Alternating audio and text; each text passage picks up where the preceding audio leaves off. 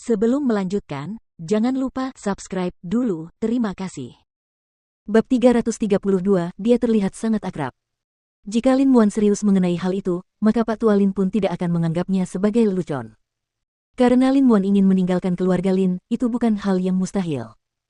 Jadi, keesokan harinya, dia memberitahu semua keluarga Lin bahwa Lin Muan tidak ingin menjalani kehidupan sebagai tuan muda Lin lagi.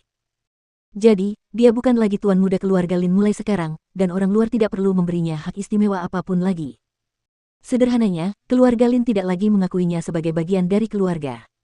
Tentu saja, meskipun keluarga Lin telah mengumumkan sikap mereka terhadap Lin Muan, mereka tidak lupa untuk bertemu dengan keluarga Lu. Lin Tua pergi ke gedung besar grup Lu dan meminta untuk bertemu Papa Lu. Papa Lu tidak tahu mengapa Pak Tua Lin datang menemuinya karena dia tidak ingin mengganggu kehidupan sosial putrinya.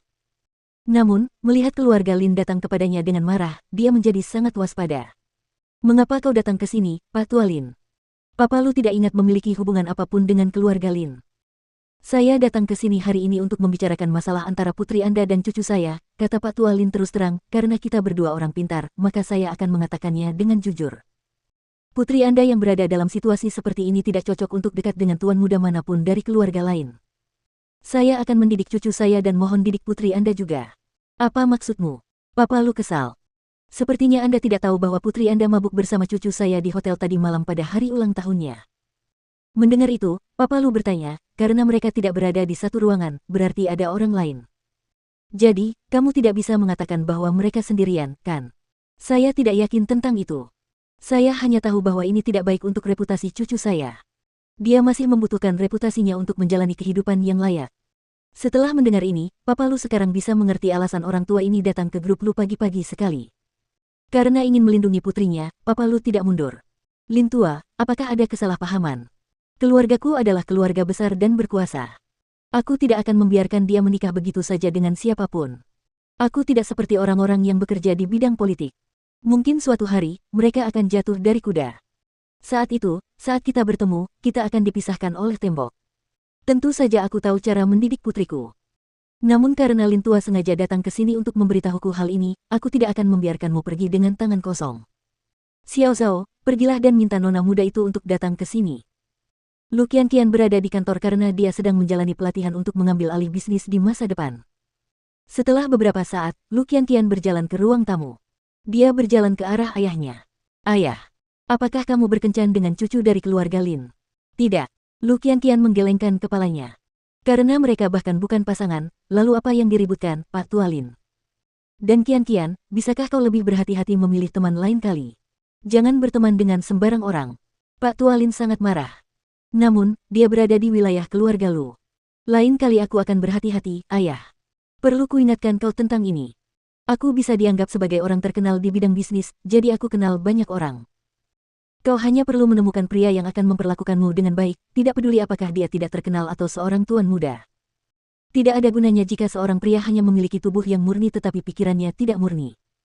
Pada akhirnya, Lin Tua pulang ke rumah dengan perasaan kalah. Karena dia tidak menyangka bahwa Papa Lu akan memilih untuk melindungi keluarganya. "Ayah, maaf telah mempermalukanmu lagi." Melihat putrinya, Papa Lu segera berkata, "Ini bukan salahmu. Orang luar tidak berhak menyalahkan putriku. Ngomong-ngomong, apakah kamu benar-benar dekat dengan Tuan Muda Lin?" "Ayah, maukah kau menghentikan kami berteman? Dia orang baik, tapi dia punya keluarga yang bermasalah." Namun pada akhirnya, Papa Lu tidak ikut campur dalam kehidupan sosial Lu Qianqian. Karena ia tahu bahwa anak laki-laki itu adalah salah satu dari sedikit teman yang dimiliki putrinya. "Aku masih muda, jadi aku masih bisa melindungimu. Tapi kalau aku sudah tua dan tidak berguna, bagaimana kau bisa bertahan?" "Tidak, ayah tidak akan menjadi tua." Lu Qianqian memeluk ayahnya. Namun, memikirkan situasi Lin Muan saat ini, Lu Qianqian merasa sedih. Dia adalah seorang tuan muda. Namun, karena dia diusir dari keluarganya. Jadi, dia berencana untuk mengunjungi Lin Muan nanti. Dia ingin tahu bagaimana keadaannya di studio. Lao Seng telah meminta orang-orangnya untuk mencari wanita muda terbaik dengan latar belakang terbaik. Ia juga menekankan bahwa gadis itu harus seperti Mu Qi dalam beberapa hal. Dia mendapat daftar nama hanya dalam 2 hari. Asistennya menunjuk kandidat terbaik. Yang ini, Nona Gu. Dia adalah kandidat terbaik yang sesuai dengan persyaratan Anda dalam hal latar belakang dan penampilan.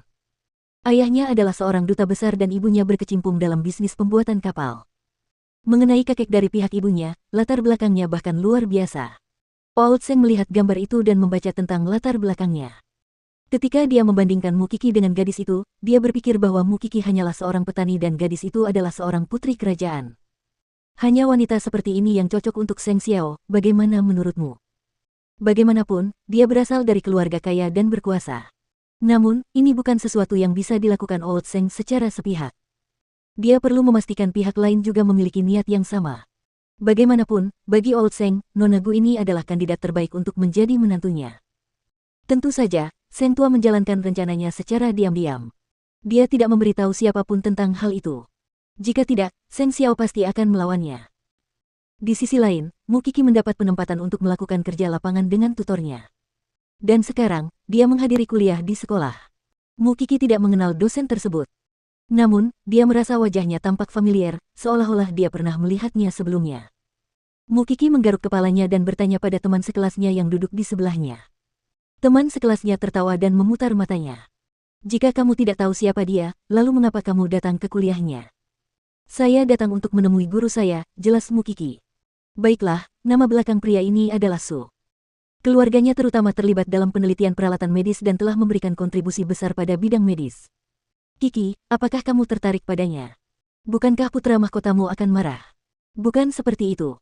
Aku hanya merasa pernah melihatnya sebelumnya, kata Mukiki. Dia sangat luar biasa. Usianya baru awal 40-an, tetapi dia telah menerima banyak penghargaan internasional. Mukiki tidak tertarik dengan hal itu. Namun, dia masih tidak dapat menghubungkan wajah pria ini dengan wajah yang dikenalnya. Lagi pula, dunia ini sangat luas. Tidak mengherankan jika beberapa orang memiliki wajah yang sama. Jadi, mungkin ini tidak perlu mendapat perhatian khusus darinya. Guruku sudah datang. Aku akan pergi sekarang. Mukiki berdiri dan mengikuti gurunya keluar dari aula. Bagaimanapun, dia tertarik pada pria ini, Su Yihong. Kau seharusnya menganggap dirimu beruntung hari ini. Kita punya kasus besar hari ini. Tapi aku harus mengingatkanmu bahwa tempat kejadian perkara akan sangat bau. Dan yang lebih penting lagi, saya tidak akan sekadar berjalan-jalan atau menyentuh apapun. Karena kita perlu melindungi tempat kejadian perkara, kata Mukiki. Guru itu meliriknya dan mengangguk. Baguslah kamu sudah mengerjakan pekerjaan rumahmu sebelumnya.